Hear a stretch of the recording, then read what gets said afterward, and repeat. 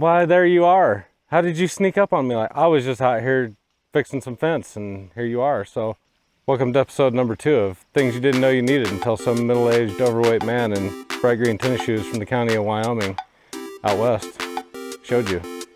Let me show you what I have today for you. I did forget my flip-flops again. I can't be the flip-flop fencer without my flip-flops. Well, we're just going to get into it anyhow. These go by many different names, but you'll notice these are a little different than the ones you're probably used to. These are backwards. You want to know why they're backwards? It's because they came from New Zealand. You know how the toilet water swirls the wrong direction in New Zealand? Well, everything is backwards in New Zealand. Toilet water, cars, everything's backwards in New Zealand. So this is what they sent us. Normally we would go like that to clamp our dirt, and these are 100% backwards, but they seem pretty solid. Now, if you've watched some of my other videos, you know that I am not a fan of the double shovel. However, I know a lot of you are. And because we care about you and what you need, we thought we'd show you this. But I got to remember which way to go with them. This is going to be interesting. Okay, this way, yes.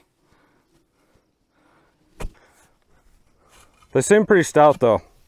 I like the blade. They're very sharp. They seem to grab the dirt good. It is hurting my brain just a little bit to run these things backwards, but they do come pretty sharp. They've got a good blade on them. Good handles, good steel handle. Or steel all the way up here. Handles are replaceable. So I think that if double shovels are your jam, these are a pretty solid pair. And a fun fact, because that's always part of these episodes, a fun fact, right up there on top of that hill, right behind me, is where we shot the video on how to dig in rocky ground. We've also done the video on why we don't price by the foot. Now maybe you can understand. Here, we can easily dig a hole with the double shovels. Up there, it takes much more effort. That's just how fast the ground condition can change. And it's like that all over the place. So that's, again, why we don't price things by the foot. But anyhow, if you're interested in a good set of double shovels, check out what Strainwright has available on our website. You can check out our other tools there too.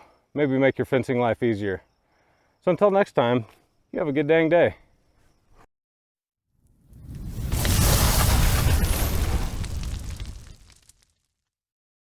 Look how wide they go. This is like baby shark doo doo doo doo, baby shark doo doo doo doo, baby shark.